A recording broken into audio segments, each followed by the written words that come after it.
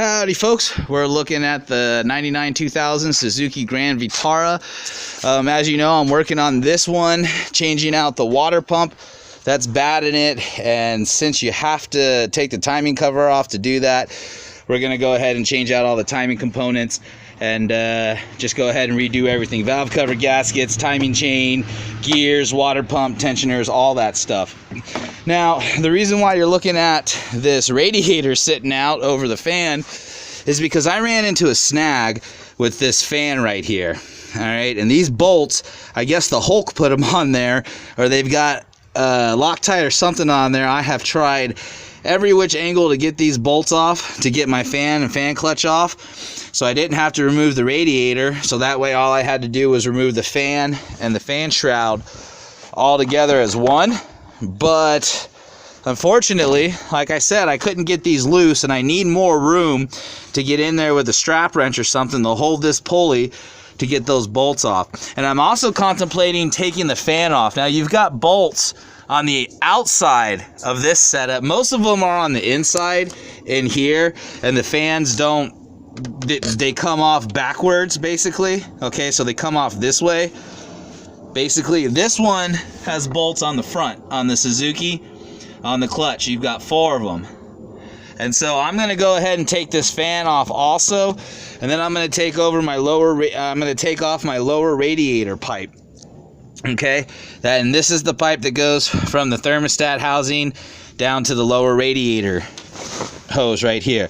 And to do that, you need to disconnect your fuel lines from it. So you've got some 10mm bracket bolts, and then you're going to have another 10mm bracket bolt down there, basically where my finger is. You'll see it.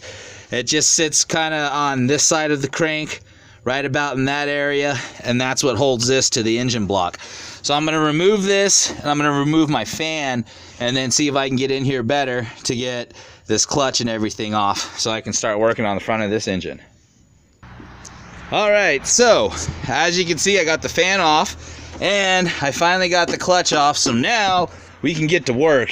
And because I kind of did it backwards by taking the radiator out first, then the fan shroud, so I could get in here and get these bolts off that were just put on there by the Hulk, I now actually have all kinds of room to work. So my next steps on this job are going to be to get my secondary belt off, or my first belt, whatever you want to call that. This is the belt that controls your power steering pump, your AC compressor.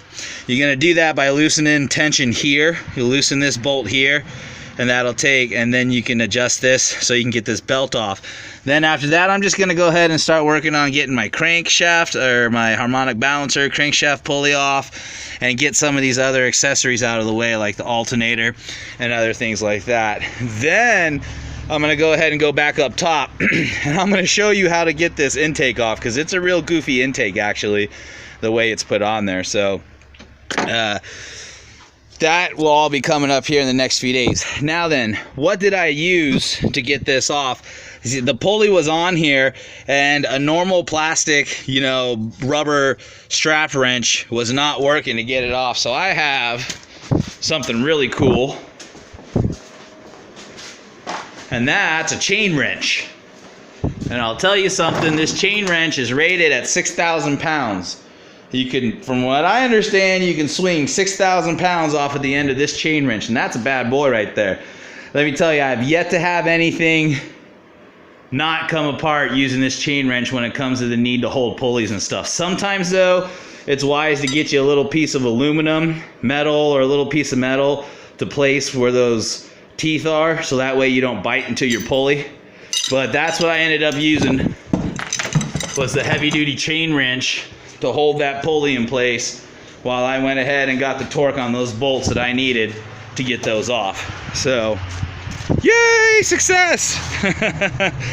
I've been going through the ringer lately, people, with some jobs, so I'm glad I finally have some success here. Woohoo! Anyways, well folks, I'm going to go ahead and end this video here.